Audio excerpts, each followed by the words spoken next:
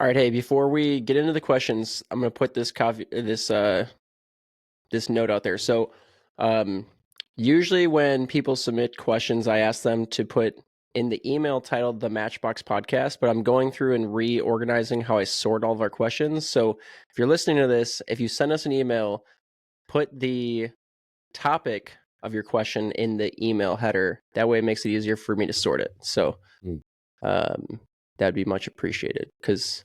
Yeah, I've got a new system. So anyways, let's get into it. So this first one, just some feedback from a recent topic that we touched on, which was saddle sores. And this is from Bill.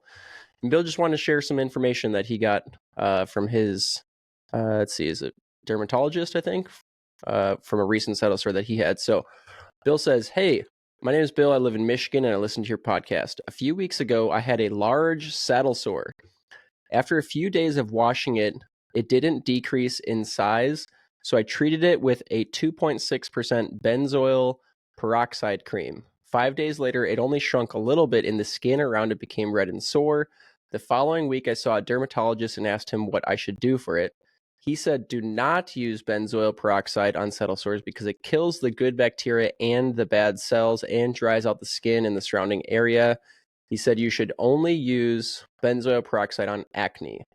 And he recommended cleansing soap, antibacterial creams like Neosporin or Polysporin for saddle sores. So he just put that out there because I think someone, when we were talking about that, someone maybe had mentioned it was Drew. It was Drew. Yeah.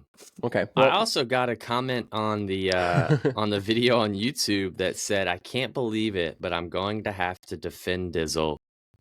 And he says, he said that he puts 10% benzoyl acne cream and it'll be fine the next day. And it's pretty common knowledge for treating this kind of sore. Well, maybe Bill's problem was he only used 2.6%. He's got to up the ante. Yeah. I mean, I feel like everybody, if you ask any kind of dermatologist, I think everybody's skin reacts differently to different things. So that's really what I was going to say is one of the most tender places of your body would also react differently. Yeah. Different. So that's what I was going to say is I think you could talk to 5 different dermatologists and they might give you 5 different approaches. So if you don't want to take our advice, which is on a topic like healthcare and, sanitization, that's probably not a bad idea. Maybe talk with your dermatologist and just see what they say. And I would just take their advice. I've never heard of Polysporin before. That's what I use, Polysporin instead of Neosporin. It's just a little bit different formula. Okay. I think it uses polymycin instead of neomycin or something like that. Never heard of that before. And it works pretty well? Yeah. I prefer that over Neosporin. For whatever reason, I've reacted poorly to Neosporin at times. Okay. I've used the 10%. I've been using that 10% whatever benzoate cream, and that seems to be working pretty good for me. So cool. I think it really is just personal. Yeah. I mean, here are the things that we're recommending, and try them all and find what works best. I think one of the things that should be at the top of your list is to find a saddle where this doesn't happen, or get a bike fit. We talked about this on the last episode with Michael Seiler, like your saddle choice and your bike fit with that saddle will go, like, you should be thinking preventative, not, and preventative would be getting a saddle and a bike fit that prevents saddle sores from even occurring. Yeah, for sure. All right, cool. Let's get into some questions here. So this is from James. So this is a topic that we've kind of touched on before, but I think we can maybe shed some more light on it. So James says, love the show. It's helped me navigate the self-coaching process. I get a coach at certain times when I can afford it. I'm a 40-year-old XC marathon and solo 24-hour mountain bike rider that normally does 10 to 12 hours a week with a current FTP of 296. Ooh, man, we got to get you over that 300 mark, James. Close. So close. My question is on the impact of Zone 2 training indoor versus outdoor on weekly training volume. I do most Zone 2 on an indoor trainer because I know I can hit Zone 2 for the whole session and my heart rate does not go over into Zone 3. When I'm outside on the trails, this is too hard. People have said indoor trainers are worth more as you don't have micro rests as you would on the trail. So is my 2-hour zone 2 session worth more duration than if I were doing more of these sessions outside? Should I factor in if the session was indoors or outdoors when I'm looking at the week's productivity? Keep smashing it. Love your work, James. So no. Well, no. So do you ride 2 hours on the mountain bike and then look back at your ride and say, oh, that was only an hour and a half ride because 30 minutes was descending or coasting? No. You say you don't get more because you rode on the trainer. I'm in complete agreement. I'm in complete and total agreement. And whenever people talk about trainer time being worth more than outdoor time, I'm just rolling my eyes. Yeah. So, yeah, I agree. So the reason I think this question is a little bit different than the way that we've approached in the past is James is specifically talking about the indoor trainer versus riding trails. And I would say like there is a difference between going out for an endurance ride on the road, which would be, I think, exact equivalent of the trainer, doing it on the road and doing it on trails. And I do think it's a lot easier to control your pacing when you're on the road than it is on the trails. The trails, depending on the terrain and what type of bike you're on and your gearing and all that stuff, it can be difficult at times to like truly stay in zone 2 for the whole time. So I do think there's a difference there, and that's part of why you see a lot of professional mountain bikers spend, ample time on the road. They do a lot of training on the road still. So when you're talking about that, like there's a difference between being able to control your effort for the entirety of the ride and trail riding where it's a little bit more sporadic. But totally agree. Indoor versus outdoor, no time different. Yeah, don't change the amount of time that didn't occur just because you rode indoors and it was boring. Yeah.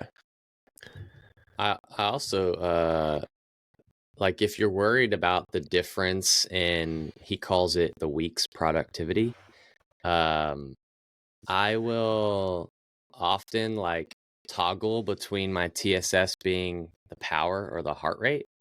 And a lot of times when I do intervals, my TSS based off of my power meter will be, I think, more accurate because I'm actually like targeting specific zones, and the TSS is going to be higher based off of the power meter reading.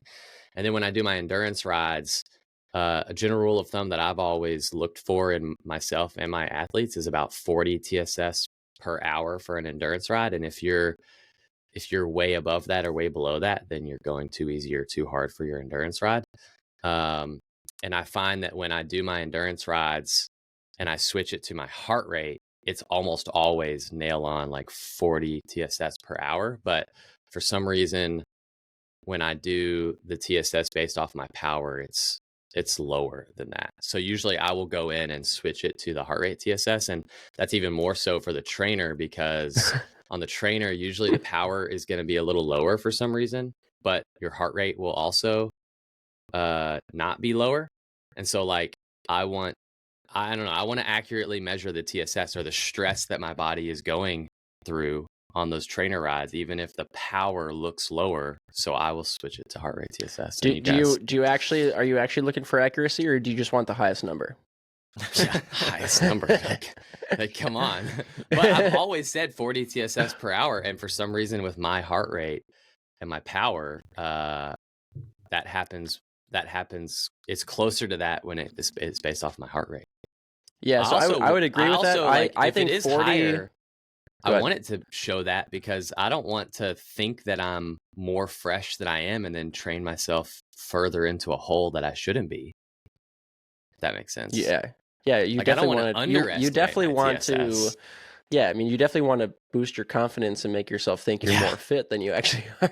I guess you could go that route too, but I'm saying I totally believe 100% that on my endurance rides, the heart rate TSS is more accurately showing what the true TSS is, which is higher than.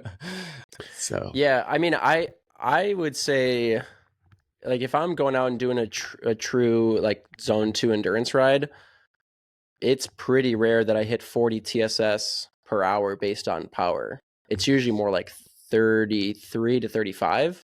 Mm-hmm. I've never done that where you switch it to heart rate TSS, I guess, just to see what the difference is. Bump that number up a bit more. Yeah, no, I don't train with heart rate very often, so I don't have that option even. But what's wrong with you? My heart's wrong with me, so I don't that's use heart right. rate monitor. Yeah, that's right. So I mean, I don't know in that case, but I would say though, using heart rate TSS for a trail ride can sometimes be more an accurate depiction because, you know, like you are getting. I don't know. It's actually hard to say because it depends on how long the descents are. Like if you've got a 20-minute long descent on the mountain bike and your average heart rate is 140 that whole time because of adrenaline and arm pump and stuff like that, you're not really getting 20 minutes worth of aerobic activity at 140 beats per minute. That's kind of when I ride in Pisgah, we have 20-minute very technical descents in Pisgah. I will do an endurance ride where I'm riding 140 beats per minute uphill.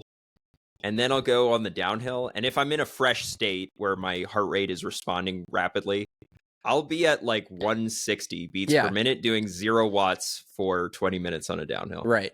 And I would say that's not like you're not actually doing 160 beats per minute in an aerobic sense. Right. That's just a response to the stimulus that your body's experiencing. Yeah. So how's that not aerobic? It's literally your heart is beating. Well, I mean, if you're like watching a movie and it's like a really intense scene and all of a sudden your heart rate gets jacked because you're super excited, like you're not training, you're not working out there. You're that's just adrenaline. Does that negate the aerobic benefits of your heart rate getting that high? Well, your heart rate isn't at 160 solely due to aerobic demands. It's a little bit due to aerobic demands, but not solely due to aerobic demands. Yeah. So are the benefits different, whether your heart rate's at 160 because of... Yes, the benefits would be different. Yes. There's like almost zero training effect from your heart rate getting to 160 without doing aerobic conditioning. So if I just watch scary movies all day and my heart rate's pinned, it won't carry over. No. There's no crossover there. You will be detraining doing that. Man. What do I watch scary movies while I'm doing intervals? There we go. Then you're going to use that heart rate TSS to jack up your TSS for the week. Yeah, you know I am. Yeah. No, but TSS, that's what TSS exists. I mean, he says his weekly productivity, and that's what TSS exists for, is to measure your stress on a day-to-day basis. But I also use it on a week-to-week basis because I think that gives you a bigger picture of the bigger steps you're taking in your training. And so I'll often scroll back over the last month of training that my athlete has done, and I'll look at their weekly TSS and I'll compare their weekly TSS and their weekly volume if they did a 3-week block. And a typical 3-week block, you'd want to be seeing that TSS each week go up a little bit, and then you drop it for the recovery week. And there's an easy way to look at that, and that's just weekly TSS. But it also all depends on if each day's TSS is accurate, which I guess is what I was trying to say. So this person didn't mention road biking outside or gravel biking outside at all. It seems like the only 2 forms of cycling this person does is either riding indoors on the trainer or mountain biking. Is that correct? That, at least in the question, that's all James mentions. Okay. What I will say about that is that if you are a mountain biker that's training for mountain bike racing and trying to get as fast as you can at mountain biking, you should be road riding or gravel riding. You should not solely be relying on mountain biking to build your fitness. And, we could argue about what the right ratio of mountain bike time versus road bike time is, or, mountain bike time versus gravel time is. But I think you're leaving potential gains on the table if you solely use mountain biking for your training. And now this person is saying, well, I ride the trainer too, but do you ride the trainer in the middle of the summer? When the weather is good. Right. Great point. Yeah. Yeah, I totally agree with that. And that's where I say there is a difference. The indoor trainer versus the road ride, I would say no difference. The road ride versus the mountain bike ride, there is some differences there. I don't know, man. A 4 or 5 hour ride on the trainer feels a whole lot different than 4 or 5 hours outside. And I'm not even talking about TSS, heart rate, power. It could all be exactly the same. I feel a lot different after 5 hours outside versus 5 hours inside. Like I'm way more fatigued after a 5-hour trainer ride. Is that a good thing? Do you feel? I'm literally just stating a fact. Is it? But I don't stating my necessarily experience, and I don't know if it's good or bad. I don't saying, necessarily think it's a good thing to be more fatigued after a 4-hour ride where you did 20 less average watts than you could have done outside. But if riding outside isn't an option, yeah, that's all I've been doing is no doubt. I've been having to do these endurance rides inside, and I'm like, it just hits a little different being on the trainer for that long. I don't know if it's because I know your hips don't get as much movement, so like I think that's a big part of it as to why I feel a little rougher after a. Do you feel physically more tired or mentally more tired? It probably is part of it's probably mental. Yeah, for sure. But then that probably carries over into physical. I mean, your body and your mind. Yeah. I mean, there's a psychological component to physical health for sure. Yeah, I mean, like we've all been there where like, you know, you get 3 hours into a 5-hour ride and you like start to get a little bit tired, but then that like last 30 minutes where you know you're getting close to home and whatever, like, you know, you kind of get a second wind.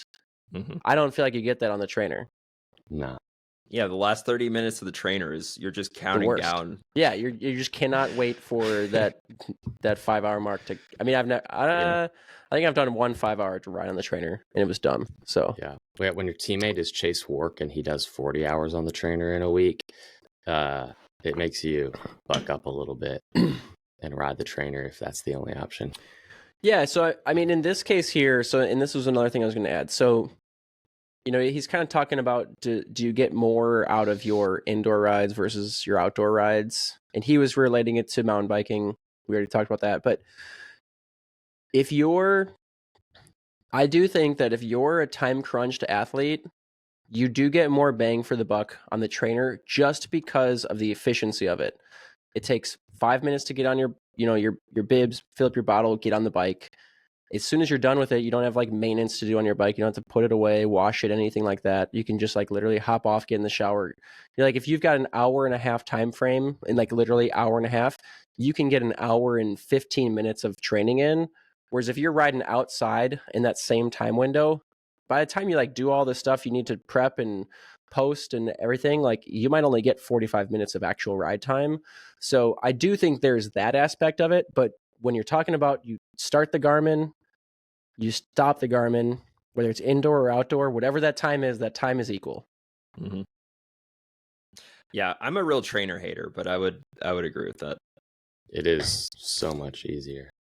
And CJ likes it more. Like if CJ had to pick between me riding 5 hours in the basement or 5 hours outside, she's going to pick the basement because then I mean, like my 3-year-old can come and run around in the basement while I'm training, and that somewhat occupies our 3-year-old while I'm in the basement. For sure. All right, Caitlin, anything else you want to add? I don't think so. I think Caitlin stated it perfectly right at the beginning and didn't need to say another word. Yeah, Honestly, we could have stopped talking after she spoke and just gone to the next question. Probably. All right, well, let's just do that then. Let's see. This one comes from an unknown Instagram follower. They're talking about when adding volume, what should you add? So on the Matchbox, I hear you guys talk a lot about if you can add more volume. If I'm on a 6.5 hour per week training plan with intervals and endurance rides, but I have the opportunity to increase to 10 to 12 hour weeks, what should I add? Just more zone 2, add specific interval types. Thank you. This is a pretty simple one. Why are you only doing 6.5 hours now if you can do 10 to 12? Ooh. Riding your bike? I think the way he phrased Caitlin's just coming with the zingers this week.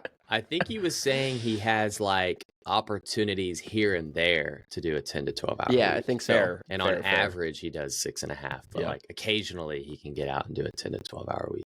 Sure. I think the answer to this one is like a super simple one word, and it's add endurance. I mean, I guess that's 2 words, but volume or endurance, I guess. Just sure. If you're gonna add, if you train on whatever, it doesn't have to be 6. Whatever your normal amount of training is, if you find yourself with a lot more hours to train in a week, what you should add is not more intensity. Correct. What you should add is more endurance riding. Yeah. Now, as time goes on and you're doing more of these higher volume weeks, there may come a point in time where you can add more intensity within one interval session. So instead of doing 3x10 threshold, maybe now you have capacity to do 4 or 5x10 threshold. But you should not add more interval sessions throughout the week. Those interval sessions should remain constant.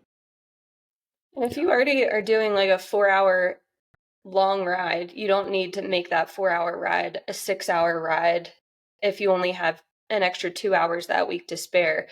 Make your 1.5-hour intensity session 3+ hours by tacking on endurance to before the intervals. That's a special kind of workout, or after. You're going to get more bang for your buck that way. Yeah, I like that. Kind of depends on what you're training for. Like if somebody's training for Unbound or something really long, then maybe adding on the 2 hours to the endurance ride does make sense. But if they're not ever going to race longer than 4 hours, then do what you're saying. But I often tell people, like, look, if you're going to do a 100-mile race and it's going to take 6 or 7 hours, then you should probably try to ride 6 or 7 hours at one time in an endurance ride just to do that, like just to see how that feels before the race. Sure. Yeah, the only other thing I was going to add here, and this is specific for this question. So if you're currently training 6.5 hours per week and all of a sudden you can do a 12-hour week, just know that that's almost double your volume. So you will feel that. That is not just something you can do on a whim. Even if you're just adding in endurance, adding in an extra 40 to 50% of endurance riding is going to have an effect. So plan accordingly. Don't just throw that in there on a whim in the middle of a training block. Ideally, you'd probably do that on the 3rd week of a 4-week cycle where you've got some rest coming up. So you've got adequate time to recover, because it will derail your training otherwise. Or you may actually have to increase volume and decrease intensity in that case. Yeah. Yep. Or you pull what DJ's trying to do, and if you can see the windows where you're doing these weeks where you've got double the amount of time to train, you could stagger it. Like I think Dylan's doing this, where you kind of do every other week, where 1 week is 12 hours, a hard training week, and then the next week is basically a recovery week, and then you do another 12-hour week. If it works out to where 2 of those 12-hour weeks fall like that, then I wouldn't just train straight through. I would slam a recovery week in between those just to be safe. For sure. All right, cool. Is that going good, DJ? Is your whole up down training going good? Up down. I mean, I don't know if this is the episode to do updates on training progress, but I did a workout where I call it an extended VO2 max workout, where the intensity is really between FTP and VO2 max, or traditional VO2 max, so that I can do more of them. And I did the most intervals at that intensity that I've ever done. Nice. So wow. Yeah. And it was the first one of the season. It was my first time doing that workout this season. So I was excited about that. And so was that on one of your high volume weeks or on one of your deload weeks? I would say that I did I did that oscillation thing for about a 2-month period. And now with racing just around the corner, I'm kind of going into a traditional build where I'm just doing lower volume, but intensity. Okay, cool. Yeah. You're already doing VO2? I thought you were doing standard periodization. Yeah, standard periodization for Mid-South, bro. You're peaking for Mid-South now. Mm-hmm. Coming for you. All right. All right, got it. Drew just got a little sweaty over there. I'm not peaking for Mid-South. I mean, I'm be super fit for Mid-South, but that ain't when I'm peaking. All right, let's get to this last question here. So another unknown Instagram follower, and this is about intervals to maximize a plateau. Okay, I've plateaued my FTP. I train about 12 hours per week on average last year and range anywhere from 3.9 to 4.1 watts per kilo. Is it okay to just accept where I am FTP wise and hope for marginal increases over time if I remain consistent? Also, if I hit solid VO2 max 30-30 intervals, will that help my repeatability as opposed to maintaining FTP with mostly threshold/steady state work? Just curious about the best way to create a better power profile within my FTP so I can be competitive in the field. Thanks. Unfortunately, there's no context as to like what kind of racing they're doing, but we can kind of talk about some different scenarios here, I guess. Love this question. I think it's a great question, actually. Yeah. Yeah. I think this guy should just forget about his FTP.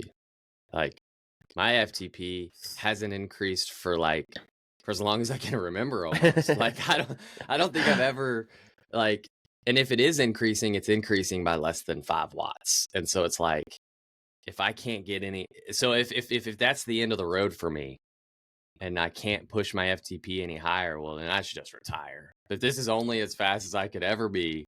But then, like, that's the awesome thing about cycling is, like, there's 100 other things that you can improve other than your FTP. But for some reason, I don't know who has made FTP such the like pedestal of like, this is what defines you as a cyclist. But there's like so many other things. And he even alludes to like, oh, his VO2 intervals are good and his 30-30s are good. Like, those are other avenues where you can chase after gains. Like, there's so many other things that you can chase after other than FTP. If my FTP stays dead the same right now for the next 5 years, I can guarantee you I could still make tremendous gains in my race results if I focus on, for me specifically, I'm thinking I could increase my durability. Like, my FTP might stay exactly the same for 5 years, but if I can make my durability just get better and better and better, meaning can I put out really good power when I'm really, really fatigued?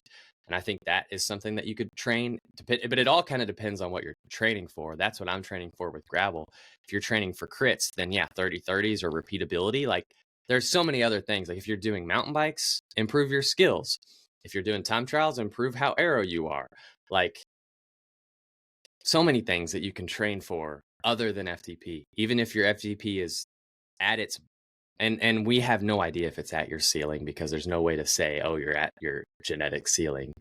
But if you're if you haven't seen an increase for a long time, you could start to make that assumption that you're pretty close to your genetic ceiling. But I would encourage this guy to say, don't lose hope. Like, that's just one metric in a whole book of metrics that you could also improve. Yeah. So Drew, out of all that rambling that you just did, I think one point was very important, and I want to touch on it. That I was wrong about or right? No. I don't think you were wrong about anything you said. It was just a whole lot of rambling. Yeah. You know, that was my pep talk. That was my motivational speak. Right. No, it was a good motivational speak, but yes. I think one thing that you said was super important, and it needs to be discussed here. And that was durability. Oh, okay. Okay. So I think that durability is actually arguably more important than FTP. And there is research backing this up too. I'm not just pulling that out of my ass. Like, they've done research looking at power files from more successful pro cyclists versus less successful pro cyclists. Oftentimes, their FTP is not that different, or it's not even statistically significantly different. Like, there could be a less successful cyclist and a more successful cyclist that have the same FTP, but why is the more successful cyclist getting better race results? It's usually because the more successful cyclist has better durability. And what do we mean by durability? That's essentially your ability to produce power after fatigue. So there's a lot of different ways you could measure that, but it's what is your 20-minute power or your 5-minute power after 4 hours of racing or 5 hours of racing? That's actually what correlates to race results more than your fresh FTP does. And a lot of times when riders get stronger in their older years, when they've so-called hit a plateau, they're not necessarily seeing big increases in FTP. What they're seeing big increases in is durability. Because durability can be, I would argue that durability can be developed past the point that your FTP has plateaued. Totally. We often see this in junior riders especially because junior riders are usually pretty light because maybe they're not fully developed. There can sometimes be junior riders that have 20-minute watts per kilos that like rival that of World Tour riders, like very impressive, fresh 20-minute power. And they can do a climb on fresh legs like it's nobody's business, but they're not going to perform that well in a race because usually a young rider's durability is pretty terrible. And it takes years of training to develop that durability.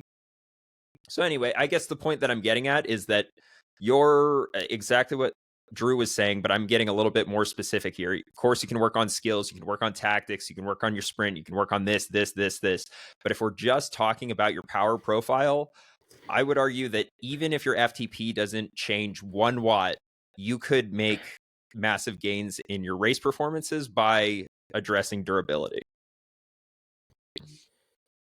Yeah, I agree. I actually would say with the uprise of gravel and endurance mountain biking and the popularity, at least in the States here, I think that there needs to be a different protocol for measuring fitness that's not FTP, because it's a trap that everyone falls into. We've all got athletes that all they focus on is FTP, and if they're not seeing improvements in FTP, they start to get nervous or worried. And I would love to see, and I've considered implementing this, like an alternative fitness assessment. So instead of doing an FTP test every 2 months, which like FTP tests are helpful in that they establish your training zones. Like you need to have solid training zones. But if you know your FTP is not really changing all that much, like if your FTP is not changing more than 10 watts, your zones are going to stay relatively the same. It doesn't matter. That's why those zones are ranges. Because like exactly, one day maybe you hit the bottom of the range, maybe next day you hit the top of the range, and even if your FTP is off by 10 watts, those ranges are still going to be pretty accurate. Right. But when it comes to measuring, actual fitness for a race like Unbound or Leadville, your FTP like really doesn't tell you a whole lot as far as like predicting how good you're going to perform at those events.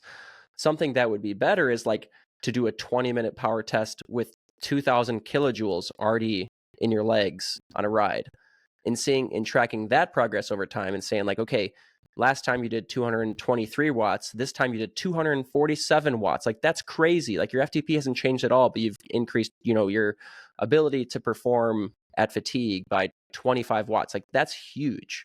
And I've actually considered writing up like an alternative protocol for some of these athletes that I know are targeting, especially Leadville.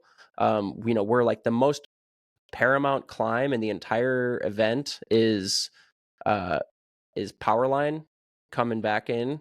You're 75 miles into a 105-mile race, and you've already done 8,000 feet of vertical climbing at this point, and you still have to like get up this massive climb that if you can't get up it hemorrhages time like crazy. Implementing some kind of like alternative fitness assessment to track progress where we can actually see improvements in your durability throughout the season. And to me, like that should be way more confidence inspiring than like a few watts on your FTP. Yeah, I've thought about that a lot. Like, how do we standardize a durability test? And there are standards. I mean, there, and that's part of, Dylan's talking about like the research. I mean, there are, there's a fair bit of research of, doing these studies where they have I think actually Robert, one of our coaches, has talked about this where he has. I don't remember what the exact protocol is, but it's, he said 3,000 kJs. Yeah, 3,000 kJs, and it's like a 5-minute power test and seeing like, tracking that progress. 3,000 kJs is a lot. That's a lot to ask out of athletes. He also made the point that how you accumulate those 3,000 kJs also has a tremendous impact on the test at the end.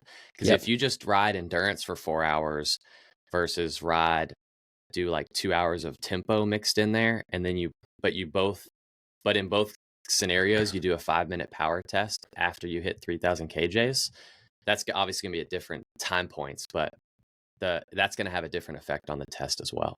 Yeah.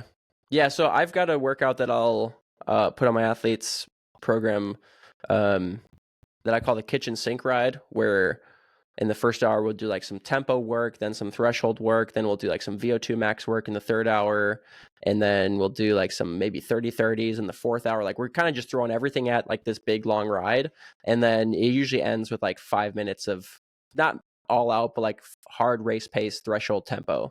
And I've like considered like using that workout, and I do track progress with that, but I don't put that workout in very often. Like if I've got an athlete that's training for Leadville, they might see that workout twice, but I've considered like maybe I should put that in like every 6 to 8 weeks and like really track that session, over the course of a 6-month training program to like use that to like really look at the durability progress, because that is really what we're striving for.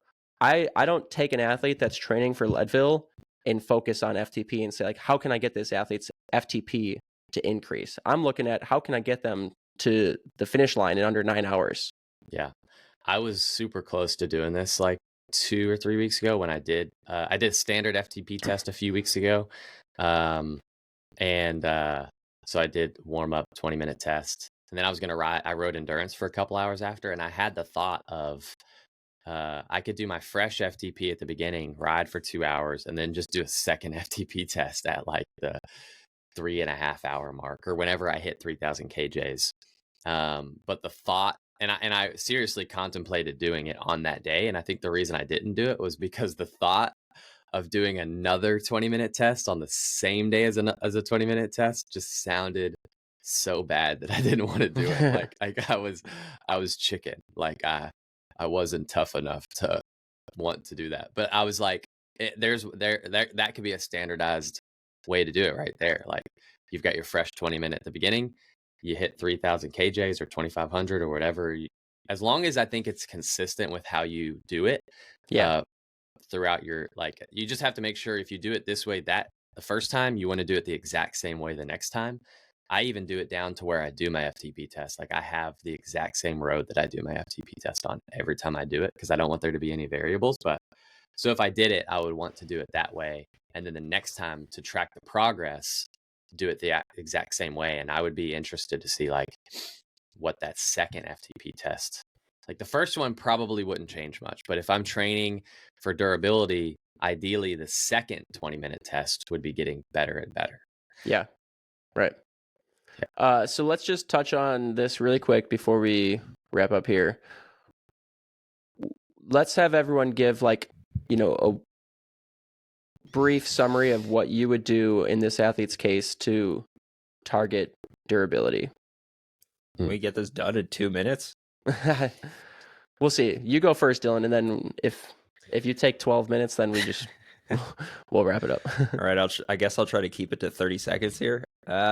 So I think the thing to keep in mind is that durability takes a long time to develop, and it takes